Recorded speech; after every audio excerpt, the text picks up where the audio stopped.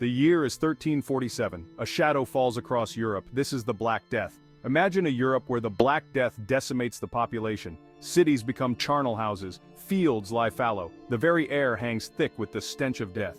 Can civilization itself survive such a cataclysmic event? Join us as we journey into this grim alternate history.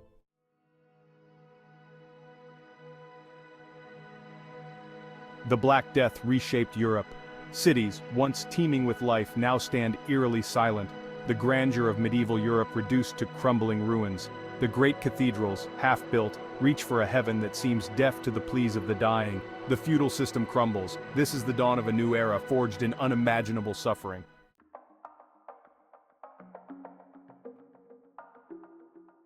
The silence left by the Black Death is deafening.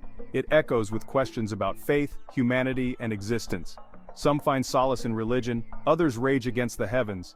The old certainties crumble, giving way to a new spirit of inquiry. The future is a blank canvas born from the ashes of devastation.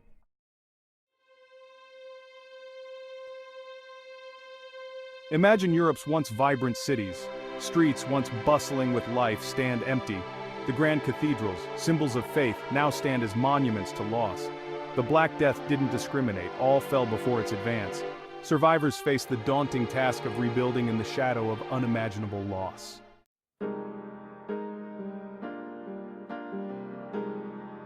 The countryside fared no better. Villages became ghost towns, fields lay barren. The Black Death devoured the workforce, leaving behind a haunting silence.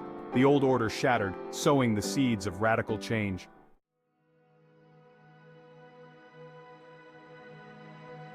The silence was broken only by whispers.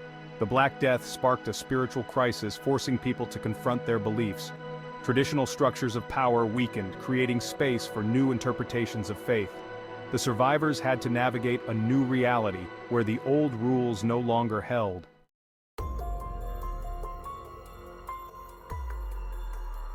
Before the plague, Europe hummed with vibrant energy.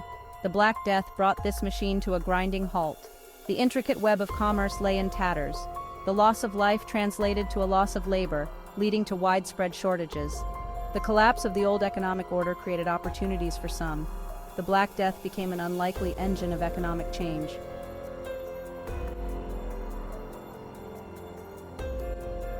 The feudal system rested on a delicate balance. The Black Death shattered this balance. With labor in short supply, peasants demanded better wages. Some lords acquiesced, others resisted, further eroding their authority. The seeds of change, sown in the ashes of the plague, would eventually blossom into new social structures.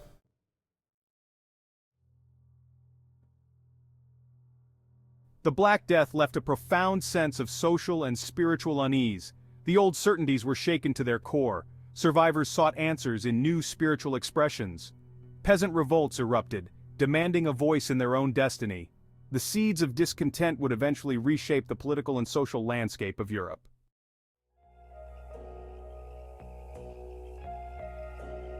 The Black Death left an indelible mark on the spiritual fabric of society. The Church's influence waned in the face of unimaginable suffering. Some sought solace in intensified piety. Others found their faith shattered. The spiritual landscape was as fractured as the physical one. The old certainties crumbled, leaving a yearning for meaning and a questioning spirit.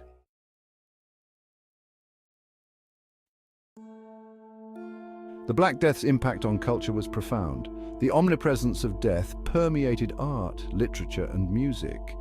The dance macabre depicted skeletal figures leading people to the grave. This preoccupation with death reflected a heightened awareness of life's preciousness. The decimation of the population led to a simplification of artistic styles. The Black Death served as a crucible from which new forms of cultural expression emerged.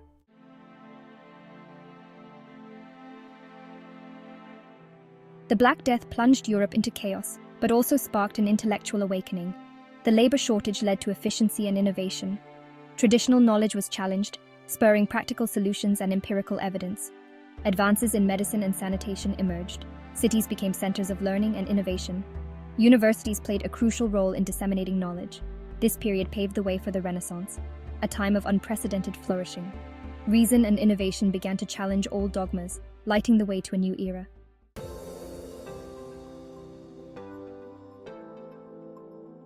The Black Death, in its cruel decimation of Europe's population, inadvertently sparked a technological revolution. With a diminished workforce, the survivors faced a stark choice: cling to outdated methods or innovate to survive. Necessity, the mother of invention, became the driving force of a new era. The scarcity of skilled artisans, once concentrated in guilds and bound by tradition, created new opportunities. Those who possessed ingenuity and a willingness to experiment found themselves in high demand. The old ways, often slow and labor-intensive, gave way to new techniques and tools designed for efficiency. The water wheel, previously used primarily for grinding grain, found new applications in powering sawmills, textile mills, and even mines. The printing press, a recent invention, gained new significance in a world hungry for knowledge and desperate to preserve what remained of its cultural heritage. The Black Death's disruption of traditional trade routes forced communities to become more self-sufficient. Local craftspeople, once reliant on distant markets, found new opportunities to fill the void. The skills of the blacksmith, the carpenter, the weaver, once taken for granted, became essential to the rebuilding effort. The world that began to emerge from the ashes of the Black Death was a world where innovation was not just valued, but essential for survival. The seeds of the Industrial Revolution, though still centuries from full bloom, were sown in the wreckage of a continent struggling to rebuild.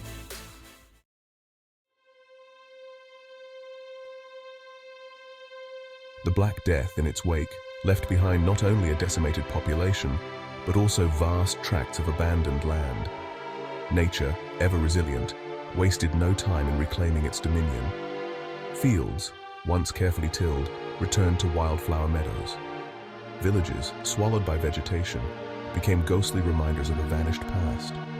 Forests, once carefully managed for timber and fuel, expanded their reach. Animal populations, no longer kept in check by human activity, flourished. The delicate balance between humanity and nature, disrupted for centuries, tilted back in favor of the wild. This rewilding of Europe had profound ecological consequences. The return of forests helped to regulate water cycles, prevent soil erosion, and create new habitats for a variety of plant and animal species. The air, once heavy with the smoke of countless hearths and forges, grew cleaner. This ecological resurgence, however, was not without its challenges. The expanding wilderness posed a threat to the fragile settlements of the survivors. Wild animals, emboldened by the absence of human predators, encroached on villages and raided crops. The survivors, while adapting to a world reshaped by nature, also faced a constant struggle to maintain their foothold in this new wilderness.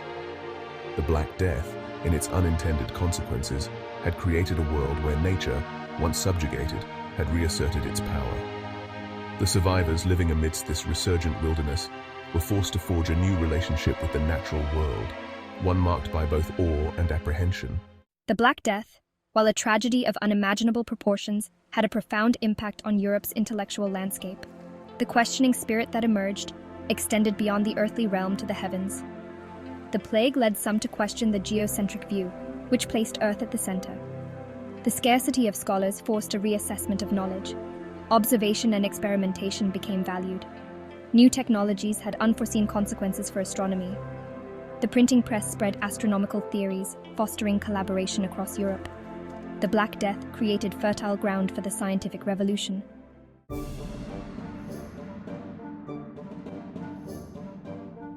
Before the Black Death, Europe's map was a patchwork of kingdoms, duchies, and principalities, all vying for power and influence.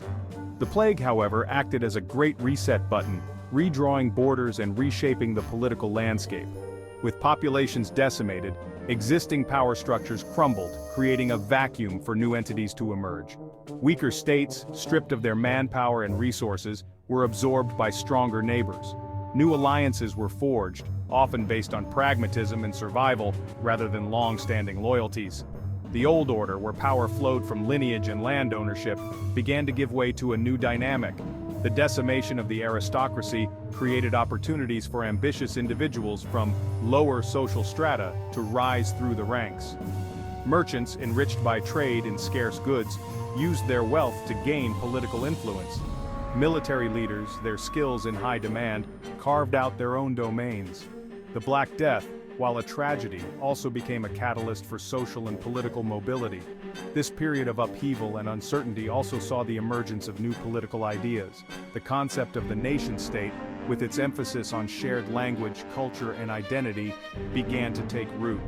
The Black Death, in its wake, had not just reshaped the map of Europe, but also the very idea of political organization.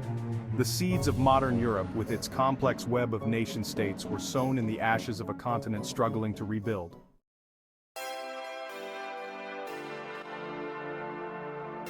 The Black Death's impact on Europe's demographics was as profound as its impact on its politics.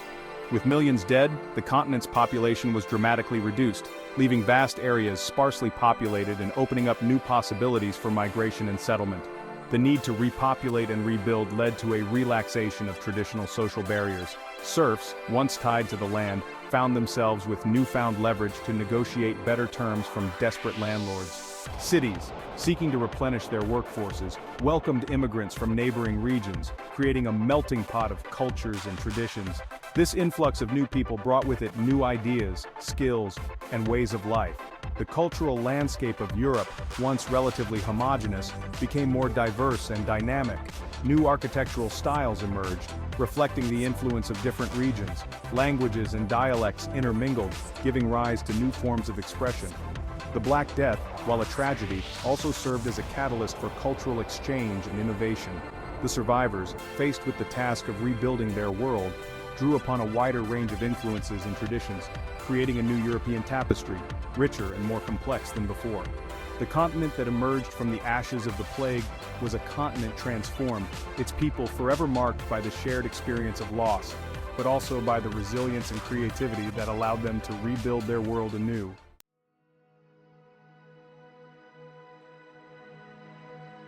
We've journeyed through a shadowed history, a Europe laid low, not just touched by the Black Death, but forever reshaped by it. Cities once grand, reduced to whispering ruins, fields reclaimed by nature, a silent testament to the vanished hands that once worked them. The ghosts of this lost continent linger, in the silence of abandoned villages, in the overgrown foundations of once mighty castles, in the very DNA of those who survived. The Black Death, in this alternate timeline, became a crucible, forging a new Europe from the ashes of the old. Imagine a world where feudalism never truly recovered, where power shifted from landed gentry to a rising merchant class, where innovation became not just a pursuit, but a necessity for survival. This Europe, forever marked by the trauma of its near demise, might have taken a radically different path. Perhaps the Renaissance, fueled by a desperate need to rebuild and repopulate, would have arrived earlier, ushering in an age of scientific and artistic exploration with even greater fervor. Or perhaps, scarred and wary, this alternate Europe would have turned inward, suspicious of the outside world, its progress stunted by the memory of its brush with annihilation.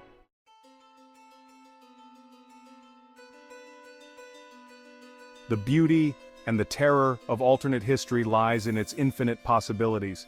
We can never know for sure what would have happened had the Black Death truly decimated Europe. But by exploring these what-ifs, we gain a deeper appreciation for the fragility of civilization, the capricious nature of fate, and the enduring resilience of the human spirit. History, after all, is not a single fixed narrative.